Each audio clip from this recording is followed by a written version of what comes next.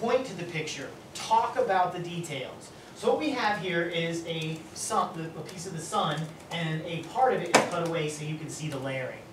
There are 7 parts of the sun that I'm going to talk about. First, we'll talk about this. Boom. You see what I'm doing? I'm giving all the detail and highlighting it. I'm telling you what I'm going to tell you. Then I'm going to tell you, and then I'm going to remind you of what I just told you. Powerful, powerful strategy. You got this great diagram. Boom, you click on number 1, which was... We don't have a 1, we have a 2. A 2, whatever. So you click on 2, and you go to Corona, maybe? I don't know, whatever it was. Okay, whatever it was, you went to, boom.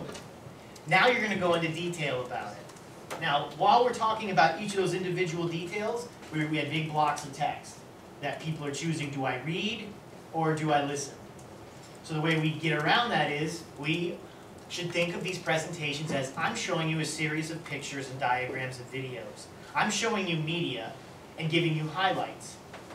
Okay, so the main highlight in one of them was that the core is only 2%. So what we should see is core is 2% by volume, if there's a bullet there. But we want to see another picture that shows more detail. When we're talking about the radiative zone, all kinds of images showing what it's like when a photon leaves the core and travels for 200,000 years through the radiative zone. Right, so we want to see another image. Again, focus on the image, tell us the information, and if it's an important bullet, so when it comes to that radiative zone, 200,000 years. That's the thing you want people to take away, right? You may say it's absorbed and re-emitted, and absorbed and re-emitted, something like that. And so then you come back and say, this is what I told you. Incredibly powerful, powerful approach. The other thing here is that this is a great approach, but the text and the numbering is very confusing, I find. So it's the right approach, but we need things bigger and organized in a better fashion so that it's clearer to see. The reason it didn't work was because these are part of the picture, the text. So we couldn't just highlight the text, make it bigger. We couldn't make this bigger, and so you make a shape. So you make a shape, right, and you fill it in with black and cover it up. But it wouldn't flow with the picture, because then you'd have a black spot. So so take the feedback. The feedback is we're confused by all these different words. You're thinking that if I put a black box here and kind of try to shade it, that's going to be more confusing than the word being. It's a judgment call. I'm raising an issue for you, something for you to think about, all of you to think about as you do this kind of awesome thing. How do I make it even better than what it is? Okay, so that was that.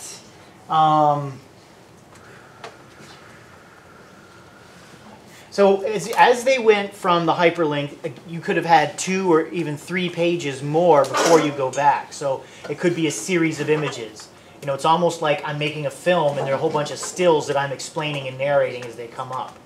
Lots of visualizations for it. I already mentioned that one. The nice comparisons of sizes. If you go to that slide.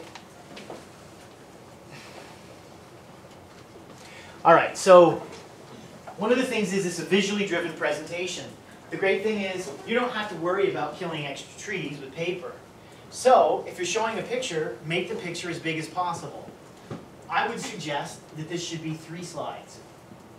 Here's the first one.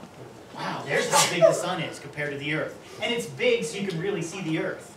And then the next slide is, as big as our sun is, look how small it is compared to Canis Majoris. In fact, it's so small you can't even see it. Here is a blow-up window of this. Here is the sun, and here is the edge of Canis Majoris. How many of you noticed that that's what that was? I missed it at first, right? I missed it at first. So the point I'm making here is two points. More slides, bigger pictures, and take the time to explain and pointing out details like that. As we go quickly, people may not have the time to figure that out. I don't know what that was for. It was to show the nuclear fusion. Okay. Okay, gotcha. I'm not sure how that's connected. Maybe that should have been somewhere else, but... Yeah. And that was it. The presentation was 8 minutes, 5 seconds. So when we have a 10 to 15 minute time limit, and we have 8, one could say, yeah, we're under the minimum by 20%. Or you could say we're just a little over half the maximum. It's like if your English teacher says write a 5-page paper and you write 3 pages. The magnitude or the depth of the assignment that you produce is not matching the nature of the assignment. So there is a much greater breadth of information that should be included in this if you're that far off the time mark. Okay? And of course, we only know we're that far off the mark if we rehearse it and time it. Okay? Now, it may very well be you lost 5 minutes because you were going to go back and talk about other things on the time. I have no idea. But that's a way to gauge, you know, like when whether it's a paper or a presentation or so forth, how close am I to making the mark? You know, a word, a page, even a minute in this case, when you get a 10-minute presentation, it's off by 10%. That's a lot. Okay? So that's just the stuff I saw. Now it is, thank you guys, good, really great. You showed us a lot of great stuff to get us started. If Mercury would get set up and then everyone else start filling out the forms, discuss to fill out the form. Remember, only one of the two of you is going to do it.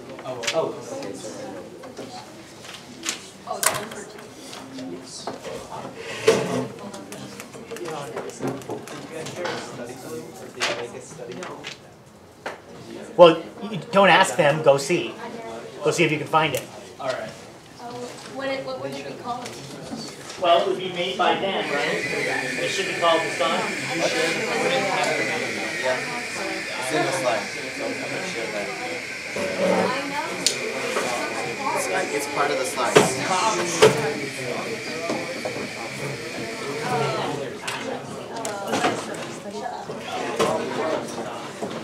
I wanted to read off my outline, but I didn't want to